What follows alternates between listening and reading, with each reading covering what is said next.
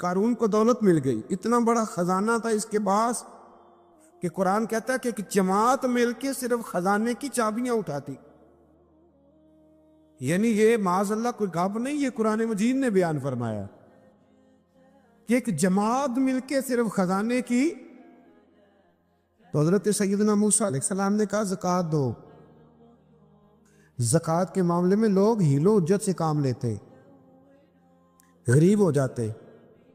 اس کو کہا زکوٰۃ دو تو کہنے لگا آپ کی تو میرے مال پہ نظر ہے. اب نے فرمایا تو بڑا بیوقوف ہے، مال تجھے اللہ نے دیا ہے نا، تو اللہ کے رستے میں دے. یہ کام ذرا مشکل ہے کہ اس کو بار بار کہا تو اس نے نہ بجائے اس کے کہ وہ مال دیتا، اس نے حضرت موسیٰ پہ الزام لگا دیا. ایک عورت کو تیار کر کے لایا. یہ الزاموں والا کیس سنتے آ رہے ہیں آپ کہاں تک؟ حضرت یوسف پہ بھی لگا، جناب مریم پہ بھی لگا، حضرت سیدنا موسیٰ کلیم پہ بھی لگا، اور حضرت عیسیٰ پہ بھی. سارے ہوئے نا الزامات. آپ کیا بات کرتے ہیں؟ الزام لگانا، بہتان ترازی کرنا، اور ہمارے یہاں اچھی بات دل سے پھیلتی ہے، بری خبر وہ جلدی پھیل جاتی. ایک عورت کو تیار کر کے لایا معاذ اللہ تعالیٰ حضرت موسیٰ پر الزام لگانے کے لیے. اور جب وہ بی بی آپ کے سامنے لا کے کھڑی کی تو حضرت موسیٰ نے جلال فرمایا تجھے قسم ہے اللہ کی عزت کی، سچ سچ بتا معاملہ کیا ہے. تو وہ خاتون کانپنے لگی، کہنے لگی میں موسیٰ کلیم کے سامنے کیسے کھڑی ہو سکتی؟ مجھے تو اس نے پیسے دے کے تیار کیا، مجھے اس نے مجھے پیسے دے کے تیار کیا، اور بڑی اس نے مجھے تکلیف دی ہے. یہ جب کہا تو حضرت موسیٰ علیہ السلام رونے لگے کہ تو سارا کچھ کرتا پر میری سفید چادر پہ داغ تو نہ لگانے کی کوشش کر. آپ رونے لگے. آپ یقین کریں لوگ تکلیف دیتے ہیں بعضوں کا، ایسی بات کرتے ہیں جس کا کوئی وجود نہیں ہوتا. تو یہ کچھ لوگ کر دیتے ہیں لیکن وہ سمجھتے نہیں. کہتے ہیں آپ حوصلہ کریں، آپ درویش ہیں. حضرت موسیٰ سے بڑا درویش کون ہوگا؟ کلیم تھے نا اللہ کے، بڑا جگرا ہے نا. لیکن رو پڑے، کہنے لگے تجھے ایسا نہیں کرنا چاہیے. کہنے لگے اللہ اب اسے سزا دے. تو رب کریم نے اس کے سارے ساز و سامان سمیت اسے زمین میں دھنسا دیا. وہ زمین میں غرق ہو گیا اپنے خزانے سمیت. امام اعظم ابو حنیفہ رحمۃ اللہ تعالی علیہ کچھ لوگ حسد کرنے لگے تو ایک عورت ایک دفعہ آ گئی، کہنے لگی کوئی مسئلہ پوچھنا ہے. یہ بڑا کٹھن سا معاملہ ہوتا ہے، جو آدمی جو کام کر رہا ہوتا ہے وہی روپ دھار لیتے. مسئلہ کچھ نہیں، اندر آئی تو باہر سے شور ہو گیا. لوگ آ گئے، کوتوال کو بلا لیا، معاذ اللہ امام صاحب کے پاس بی بی ہے، جیل میں لے گئے، سویرے فیصلہ کریں گے. رات کو نا ساری رات امام اعظم نے نماز پڑھی، ساری رات، اور کہنے لگے اللہ اب تو میں بوڑھا ہو گیا، اس حال میں اب ان سوالوں کا جواب دوں گا. وہ عورت بھی ساتھ بند تھی، اس عمر میں ان سوالوں کے جواب یار بڑا مشکل ہوتا ہے. اللہ اکبر. اس عمر میں امام صاحب رو رہے تھے تو اس عورت کا دل نرم ہو گیا. امام صاحب سے کہنے لگی مجھے غلطی ہو گئی، میں نے پیسے کسی سے پکڑ لیے تھے. حضور آپ تو اللہ کے نیک بندے. امام صاحب کہنے لگی اب ایک نیکی کر، کوتوال سے کہہ کہ مجھے کوئی تکلیف ہے تو میں دوا کھا کے واپس آ جاؤں گا. تو وہ کوتوال تو پہلے ملا ہوا تھا، اس نے اس کو کہا کہ مجھے کوئی تکلیف ہے میں گھر جاتی ہوں، دوا کھا کے واپس. امام صاحب نے سمجھا دیا. وہ گئی تو جو برقع اس نے پہنا ہوا تھا نا نقاب ساری عورتیں، وہ جا کے نا اس نے امام صاحب کی بیوی کو دیا. امام صاحب نے اس کو سمجھا کے بھیجا تھا. وہ برقع گھر لے گئی اور جا کے زوجہ کو ساری بات سنائی. وہ دوائی کھانے گھر چلی گئی اور زوجہ برقع پہن کے تھانے آ گئی. سویرے قاضی کے سامنے بھیج ہوئے تو کہنے لگا جی آپ اتنے بزرگ ہو کے عالم ہو کے بیوی کے ساتھ اکیلے. فرمایا میری بیوی ہے تو میں نے اکیلے ہی ہونا تھا اس کے ساتھ، اور کس نے ہونا تھا؟ جناب آپ کی بیوی. فرمایا بلاؤ میرے سسر کو، اور بلاؤ محلے کی 10-12 عورتوں کو بھی دیکھ لے. انہوں نے دیکھا تو امام صاحب کی بیوی نکل آئی. وہ جتنے تھے نا الزام لگانے والے وہ اب غور سے دیکھ رہے تھے. تو ایک کہنے لگا امام صاحب سے یہ کیا ہوا؟ فرمایا قرآن ہے وَتُعِزُّ مَن تَشَاءُ وَتُذِلُّ مَن تَشَاءُ. یہ قرآن ہے. ہونا کیا تھا؟ رب نے اپنا وعدہ سچا کر کے دکھایا ہے. تو اس نے بھی الزام لگایا، پھر سزا یہ ملی کہ وہ ہمیشہ کے لیے زمین میں دھنستا۔ دولت کون دیتا ہے؟ اللہ دیتا ہے نا، تو اگر اللہ کہے تھوڑی سی واپس بھی کرو، بندیاں دے خرچے بات جاندے نے، تھوڑی سی واپس مانگ لے تو ہاتھ تنگ ہو جاتا ہے۔ کہ خاتون نے ایک دفعہ مجھے پیغام دیا تو میں بڑی اس کی بات سن کے مجھے عجیب لگا۔ وہ کہنے لگی کہ دوسری جگہ میری شادی ہوئی ہے، مجھے طلاق ہو گئی تھی، تو مجھے ایک تانا روز سننے کو ملتا ہے تو اتنی اچھی ہوتی تو وہاں نہ رہ لیتی۔ تو بھئی یہ کوئی تانے والی بات ہے؟ کو ضروری ہے کہ بیوی غلط ہوتی ہے تو طلاق ہوتی ہے؟ اللہ کے محبوب علیہ السلام کی 2 صاحبزادیوں کو ابو لہب کے 2 بیٹوں نے طلاق بھیج دی تھی، کس کی غلطی تھی؟ تو آپ کیا کہہ سکتے ہیں یہاں کیوں طلاق؟ تو اتنی جلدی بات تھوڑی کر دیں گے آپ، تھوڑی احتیاط فرمائیں بولنے۔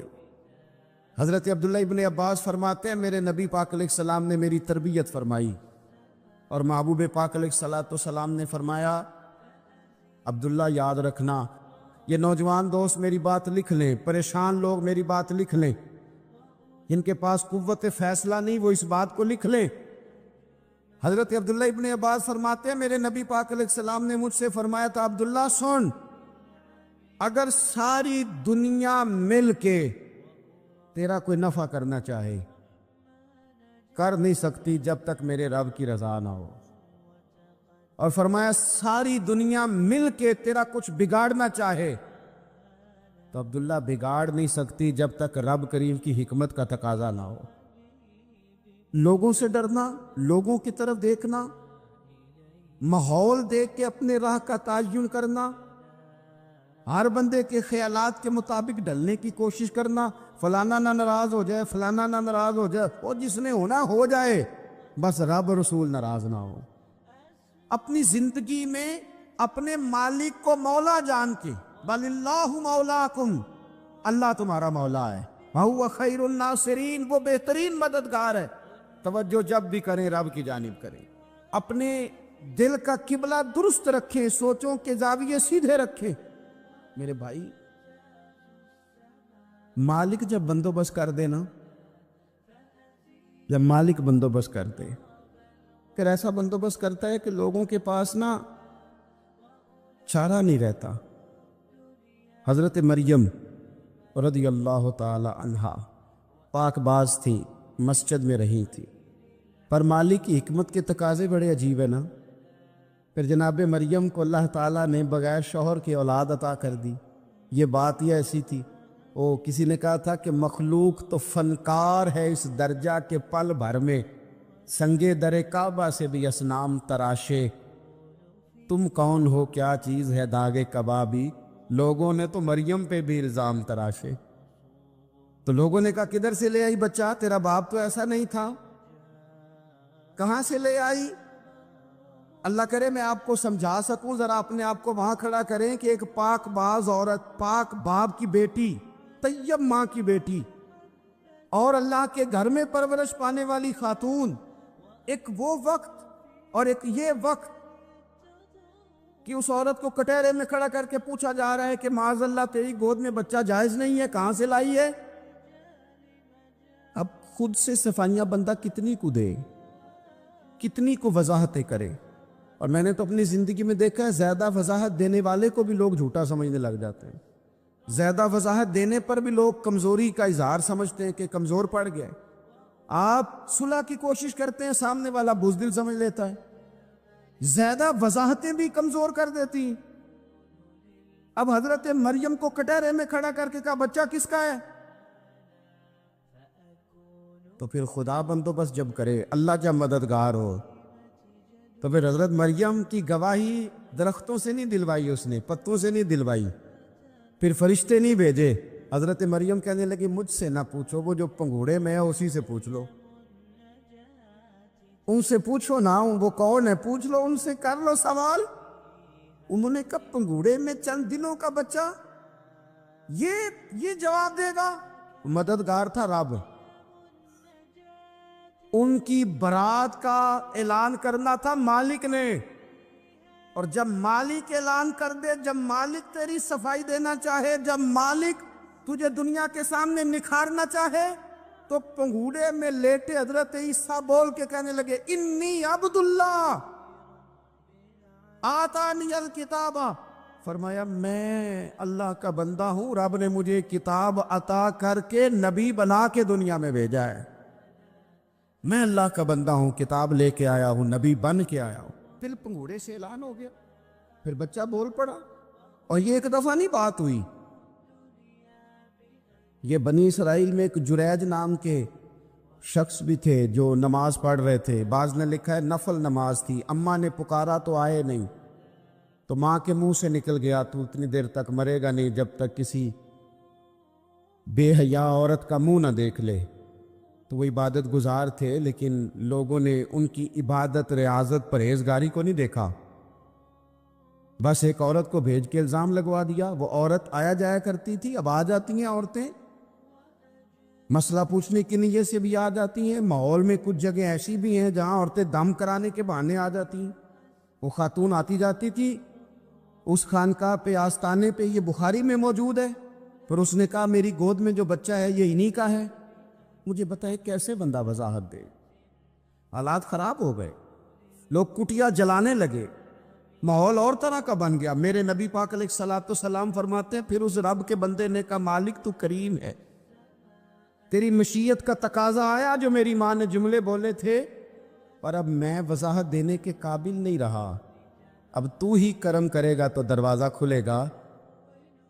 تو وہ چند دنوں کا بچہ پنگوڑے میں بول کے کہنے لگا میں اس درویش کا نہیں، میں تو فلانے چرواہے کا بچہ ہوں، وہ جو بکریاں چراتا ہے۔ رب کی مدد کو پکاریں، اپنے ساتھ اپنے مالک کی مدد کو شامل کریں، تھوڑے رزق پر بھی گزارا اچھا ہونے لگ جائے گا۔ سارے لوگ آپ کو گرانے کی تدبیریں کر رہے ہوں گے اور مالک آپ کو عزتیں عطا فرما دے گا، اس کی بارگاہ سے حکمت کا تقاضا اور ہو جائے گا۔ ہم نے ساری زندگی لوگوں کو راضی کرنے میں گزار دی، ساری زندگی بڑھاپا آ گیا بچوں کو پالتے، اور بچوں نے آخری عمر میں کہہ دیا ابا اگر کوئی ڈھب کا کام کر لیتے تو آج ہمارے دن بھی پھر نہ جاتے۔ ساری زندگی گزار دی بہن بھائیوں کو راضی کرنے میں، ساری زندگی گزار دی ذمہ داریاں اٹھانے میں، ان کو 99 دفعہ دیا، ایک دفعہ نہیں دیا تو انہوں نے کہہ دیا تو نے تو کبھی دیا ہی نہیں، تو تھا ہی نہیں۔ ساری زندگی محلے داروں، علاقے والوں کو راضی کرنے میں گزار دی۔ اور میں نے ایسے لوگ بھی دیکھے دین کے لیے وقت گزارا، لیکن جب بڑھاپے میں دانت کام نہ کرتے تھے تو وقت کے مفتیوں کو بھی مسجدوں کی کمیٹیوں نے کہہ دیا اب آپ کی سمجھ نہیں آتی، ہم نے خطیب کو یور رکھنا ہے، نہ دیکھو دنیا کی طرف، دنیا رلا دیتی ہے، نہ راضی کرو بندوں کو، بندے تھکا دیتے، نہ پیچھے بھاگو ہر وقت دنیا داروں کے، یہ انسان کو کمزور کر دیتے ہیں۔ وہ تو کریم ہی بڑا ہے، 2 آنسو زمین پر بعد میں گرتے ہیں، بندے کے گناہ سارے پہلے معاف فرما دیتا ہے۔ اللہ کی مدد کا حصول، اپنے مالک کی مدد کی طرف بڑھنا، آپ کو بدر کی جنگ بھی یہی درس دے گی، آپ کو احد کا میدان بھی یہی سبق دے گا، فتح مکہ بھی یہی سبق دے گا۔ میرے دوستو جب رب مدد فرمائے، جب اللہ مددگار بنے، دوستوں سے ایک بات اکثر کرتا ہوں، میں کہتا ہوں کہ جتنے درد سے آپ امیر کو اپنی کہانی سناتے ہیں نا، اور جس طرح آپ کے آنسو بات کرنے سے پہلے گر جاتے ہیں کہ غریب ہیں، بچیاں ہیں، کاروبار نہیں، او میرے سنگیو، اس سے آدھے آنسو اپنے رب کی بارگاہ میں بکھیرو، اس کے حضور عرض گزار ہو جاؤ، اس سے طلب کرو۔ ایک وقت انسان پر زندگی میں ایسا آتا ہے کہ اسے یوں محسوس ہوتا ہے کہ میرا سایہ بھی ذرا سا پیچھے ہٹ گیا ہے، اسے یوں لگتا ہے کہ میں کسی سہارے پہ ہاتھ ڈالتا ہوں تو وہ بھاگ جاتا ہے مجھ سے، لیکن مالک کی بارگاہ ایسی عظیم بارگاہ ہے، رب رسول کے آستانے اتنے بڑے ہیں کہ آپ جب وہاں کشکول طلب دراز کرتے ہیں تو جھولی پھیلانے میں دیر لگتی ہے، ان کو بھرنے میں تو کوئی دیر نہیں لگتی۔ ہم نے اپنا سوچ کا قبلہ ہی دنیا کو بنا لیا ہے۔ یہ جو اللہ والوں کی مدد ہے یہ تو ہے نہیں، اللہ ہی کی مدد ہے۔ لیکن یہ جو سیٹھوں کی طرف توجہ کرنا، نوابوں کی طرف توجہ کرنا، دنیا داروں کی طرف توجہ کرنا اور اپنا مزاج اس طرح کا بنا لینا، یارو گردن کو جھکا دیتا ہے خیرات کا پتھر، جہاں میں مانگنے والوں کے سر کبھی اونچے نہیں ہوتے۔ اور اقبال کہتے ہیں غیرت ہے بڑی چیز جہان تگ و دو میں، پہناتی ہے یہ فقر کو تاج سردارا۔ میں عرض کروں گا کہ اپنی آپ جب توجہ کا قبلہ اللہ رسول کو بنائیں گے تو رب فرماتے وَيَرْزُقْهُ مِنْ حَيْثُ لَا يَحْتَسِبُ، میں نہ تجھے وہاں سے رزق دوں گا جہاں سے کبھی تیرا گمان بھی نہیں گیا ہوگا، یہاں سے بھی مل سکتا ہے، تو نے سوچا بھی نہیں ہوگا۔ بخاری شریف میں حدیث ہے، حضرت جابر بن عبداللہ فرماتے ہیں نبی پاک صلی اللہ علیہ وسلم نے نا 300 لوگوں کا ایک لشکر روانہ کیا کسی مہم کے لیے، کسی جہاد کے لیے۔ حضرت ابو عبیدہ بن جراح رضی اللہ تعالیٰ عنہ امیر لشکر تھے۔ فرماتے غربت اتنی زیادہ تھی، بھوک اتنی زیادہ تھی کہ ایک ایک کھجور دن میں ایک وقت کھانے کو ملتی تھی، اور کچھ دن ایسے آئے کہ اب کھجور بھی نہیں مل رہی۔ فرماتے اتنی زیادہ بھوک لگی مجاہدین کو 300 بندہ پتے کھا کے گزارا ہونے لگے۔ یہ بخاری میں موجود ہے۔ آپ فرماتے کہ دریا کے کنارے ہمارا پڑاؤ تھا، ٹھہراؤ تھا، جب بھوک سے نڈھال ہو گئے نا وَيَرْزُقْهُ مِنْ حَيْثُ لَا يَحْتَسِبُ، اللہ وہاں سے روزی دیتا ہے، گمان بھی نہیں ہوتا۔ فرماتے ہیں ایک مچھلی اللہ تعالیٰ نے دریا کے کنارے بھیجی، فرماتے ہیں وہ تھی تو مچھلی پر پہاڑ جتنی تھی۔ بخاری میں لفظ ہیں، حضرت جابر بن عبداللہ رضی اللہ تعالیٰ عنہ فرماتے ہیں 300 آدمی 18 دن تک اس مچھلی کو کھاتے رہے، مچھلی ختم ہی نہیں ہوئی۔ مچھلیاں نہیں، مچھلی کہتے ہیں 18 دن 300 بندہ کھاتا رہا، مچھلی ختم ہی نہیں ہوئی۔ اور فرماتے ہیں کہ اس کی ہڈی نکال کے، کانٹا کہیں گے آپ اپنی زبان میں، کہتے ہیں وہ نکال کے نا تو اس کو کھڑا کیا نا جب، تو اونٹ کجاوے سمیت اس کے بیچ سے گزر جاتا تھا، 2 اس کے کانٹے جوڑے۔ فرماتے ہیں وہ اس کا گوشت ہم کھاتے تھے اور اس کی چربی بطور تیل کے ہم جسموں پہ ملتے تھے، بیماروں کو اس سے سکون آتا تھا، تندرستی شفا ہوتی۔ فرماتے ہیں ہم کھایا بھی ہم نے، اور کچھ لے کے ہم مدینے بھی گئے، اور قربان جائیں نبی پاک نے بھی اس میں سے کھایا۔ ہم نے عرض کی حضور یہ معمہ کیا ہے، یہ ماجرا کیا ہے؟ تو محبوب نے فرمایا تمہارے پاس غذا نہیں تھی، رب نے تمہارے لیے بندوبست کیا ہے، اللہ نے تمہیں دیا ہے۔ مکان شروع کر لیا، ایک صاحب نے وہ مکان بنانے لگے، آپ وہ حساب لگا رہے ہیں، کہتے ہیں میرے پاس اتنے پیسے ہیں، اتنے میں نے فلانے دوست سے کہنا ہے اس نے دے دینے، اتنے فلانے رشتہ دار سے کہنا ہے اس نے دے دینے، اتنے فلانے سے کہنا ہے اس نے دے دینے۔ یہ ساری کاپی بنا کے مکان شروع کر لیا۔ جو روز کہتا تھا نا کوئی حکم ہو جاتے دسی، سب سے پہلے اس کو کہا میاں پیسے چاہیے دین، وہ کہندا ہو کل ہی منڈا ٹوریا ہے، کدے تو پرسوں 10 داتے لب جانے سن۔ میں آپ کو اپنے تجربے کی بات بتا رہا ہوں۔ یہ لوگوں کا خیال ہوتا ہے نا کہ آپ سٹارٹ کریں فلانا کام، ہم آپ کے ساتھ ہیں، اللہ کا ہی کوئی نظام ہے، وہ بالکل بھی نہیں ساتھ ہوتے۔ لیکن ایسا نہیں ہے کہ کوئی ساتھ نہیں ہوتا، اللہ تعالیٰ بڑے اسباب پیدا کرتا ہے، وہاں سے دیتا ہے جہاں سے گمان بھی۔ ہمارا یہ ذہن بن جاتا ہے ہم ساری اپنے حساب سے چلتے، اتنے رشتہ داروں سے، اتنے کون آپ کے ساتھ چلے گا، سوال ہی نہیں پیدا ہوتا۔ یہ سارے کام چھوڑ کے سب سے پہلے 2 رکعتیں پڑھو، اپنے رب کی بارگاہ میں، رسول کائنات کی بارگاہ میں گزارشات اور استغاثے پیش کرو، وہاں سے خیر طلب کرو۔ دنیا دار کیا دیں گے، کیا دے سکتے ہیں، کیا حیثیت ہوتی ہے کسی؟ اللہ کہتا ہے وہاں سے دوں گا۔ تو جو اللہ مال دے وہ لینا چاہیے کہ رشتہ داروں کا مال دیکھنا چاہیے؟ جو اللہ دے وہ لینا چاہیے کہ سیٹھوں نوابوں کی جیبیں دیکھنی چاہیے؟ جو اللہ دے وہ قبول کرنا چاہیے یا دیکھنا چاہیے کون سا آدمی کہاں پہنچ گیا؟ چھوڑو، اپنی مٹی پہ چلنے کا سلیقہ سیکھو۔ کسی کے سنگ مرمر پہ چلو گے تو پھسل جاؤ گے۔ مدد اللہ سے چاہیں، اپنی توجہات کا مرکز رب رسول کی ذات پر بنائیں، پھر آپ محسوس کریں گے کہ بڑی جلدی اللہ تعالیٰ کی مدد آنے لگی ہے۔ کبھی آپ صرف کہہ دیں نا میرا رب میرے ساتھ ہے، اس لفظ میں اتنی طاقت ہے کہ دشمن ویسے زیر ہو جاتا ہے۔ زندگی میں کسی سے بھی لڑائی ہو اچھی طرح سوچ لیں کہ اللہ اس طرف ہے یا اس طرف ہے. اگر آپ زیادتی پہ ہیں تو پھر رب مظلوم کی جانب ہے. اگر اللہ کی مدد آپ کے ساتھ ہے تو دنیا کی کوئی طاقت آپ کو گرا نہیں سکتی. اور اگر آپ مظلوم کے مقابلے میں ظالم بن کے آپ کھڑے ہو گئے ہیں اور آپ نے رویہ وہ اختیار کیا ہے کہ جس میں مدد نہیں آئے گی، تو پھر یاد رکھ لیں کہ آپ کوئی بھی ہیں، کہاں بھی ہیں، آپ کمزور ہیں. طاقتور تھے ابتدائے اسلام میں، ظاہری طاقت تھی کفار مکہ کے پاس.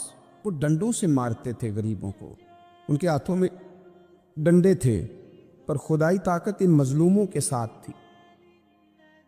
صاحب زرقانی نے لکھا ہے، حضرت زنیرہ رضی اللہ تعالیٰ عنہ ایک لونڈی ہیں، غریب ہیں. ماڑے دا کی کام محمد نس جانا یا رونا، غریب سادی بی بی اور لونڈی کنیزہ، ایک مشرک کی کنیزہ تھی. انہوں نے کلمہ پڑھ لیا. وہ ڈنڈوں سے مارتا، دروں سے مارتا، تکلیف دیتا. حضرت زنیرہ رضی اللہ تعالیٰ عنہ کو اتنا مارا، اتنا مارا. اب آپ ایک اور پہلو پر بھی غور کریں، مار بھی پڑ رہی ہے پر خدا ادھر ہی ہے، اللہ کی مدد ادھر ہی ہے. رب کہتا ہے کہ پہلے تو صبر کرنا، ان اللہ مع الصابرین. تو صبر کرے گا تو پھر رب کی معیت ملے گی. ذرا ٹھہرنا، تو تھوڑا ڈٹنا. ان الذین قالوا ربنا اللہ ثم استقاموا تتنزل علیہم الملائکہ. تو کہے اللہ میرا رب ہے، پھر تو پہلے ڈٹ، پہلے تو نے ڈٹنا ہے. ثم استقاموا، جو ڈٹ گیا، تتنزل علیہم الملائکہ، ڈٹنے والے کے لیے مدد آتی. پہلے تھوڑا ٹھہرنا پڑتا ہے، پہلے تھوڑا صبر کرنا پڑتا ہے، حوصلہ کرنا پڑتا، اس کے بعد مدد آتی. مار پڑ رہی ہے، مارا جا رہا ہے. حضرت زنیرہ کو ان کا مالک جو ہے ظاہری آقا وہ مار رہا ہے. یہ کنیزہ ہے، اتنا مارا، اتنا مارا، ان کی بینائی چلی گئی، نظر آنا بند ہو گیا. ابو جہل آیا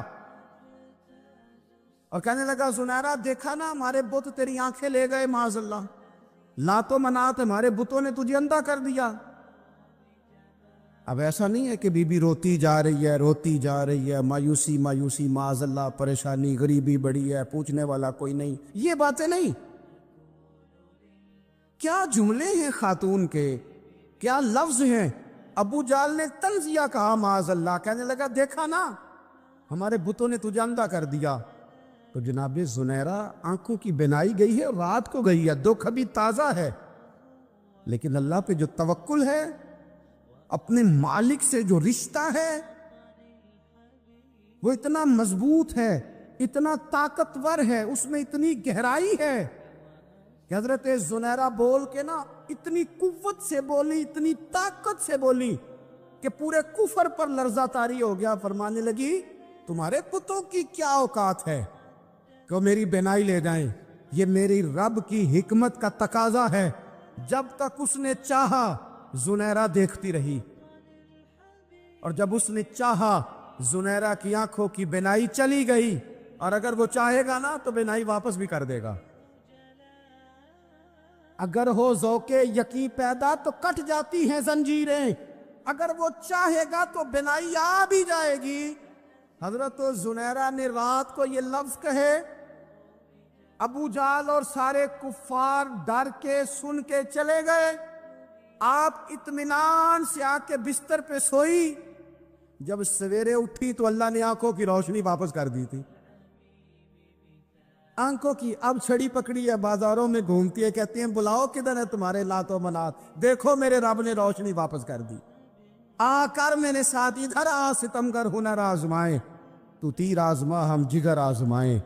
بیمار لوگوں یاد رکھو، کہہ دیا ڈاکٹر نے کہ تو بڑا بیمار ہے، تو بڑا کمزور ہے، یہ ہو گیا وہ ہو گیا، تو ڈاکٹر اپنے علم کے مطابق بات کر رہا ہے.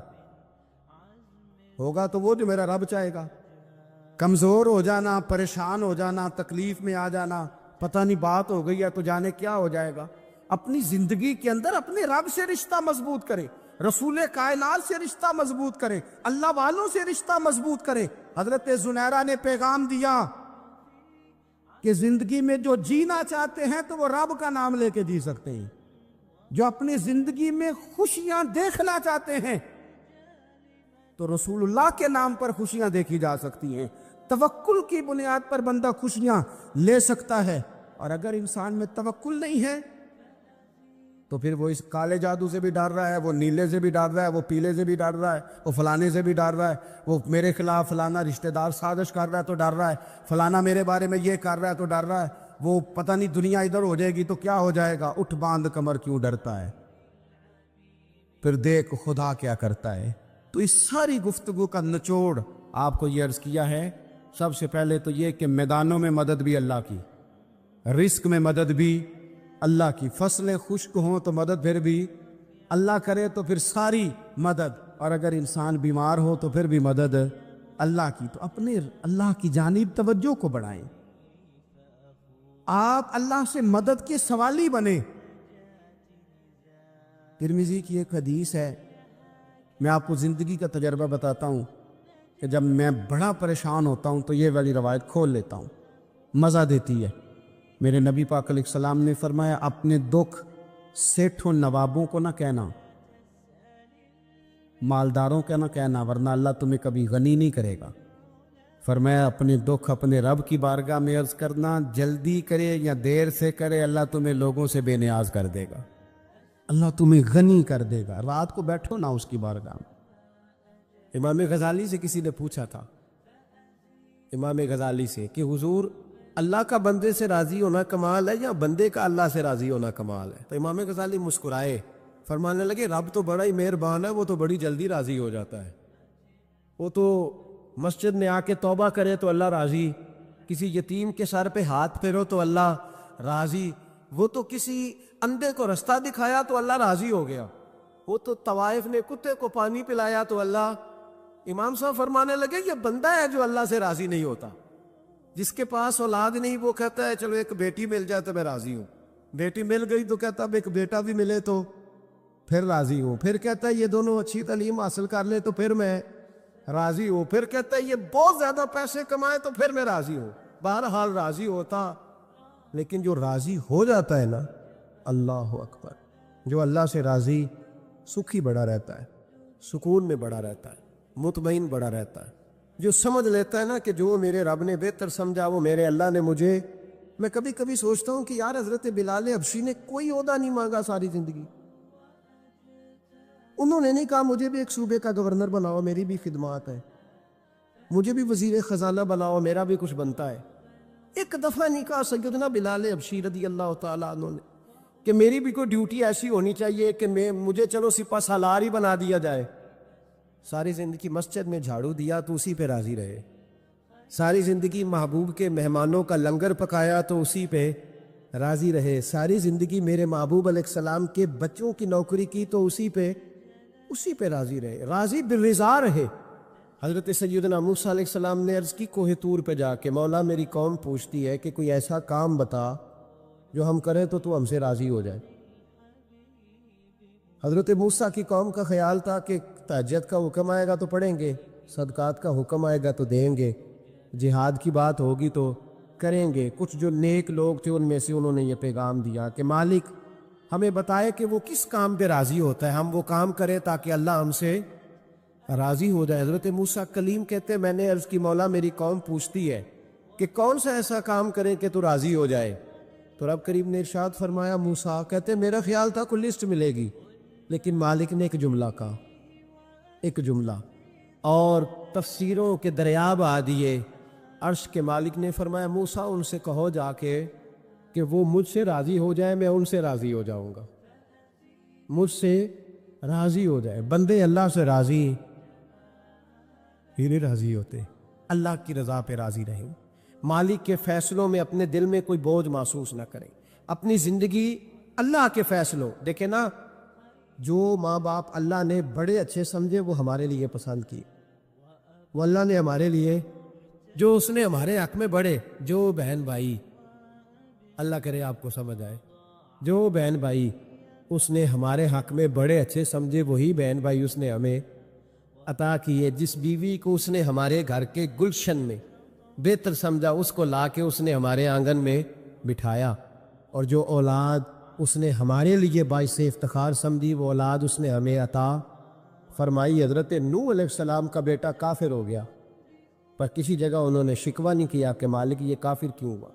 اللہ کے قبضے میں ہے نا دل، پھیر سکتے ہیں نا، مقلب القلوب ہے، لیکن حضرت نوح نے دعا اللہ کی رضا پر راضی رہے، سمجھو کہ میرے حق میں جو بہتر تھا مالک نے وہ چیز مجھے عطا کر دی۔ ہم یہ سوچتے ہی نہیں کہ ہمیں نہیں پتا ہمارے حق میں بہتر کیا ہے، ہمارے رب کو پتا ہے۔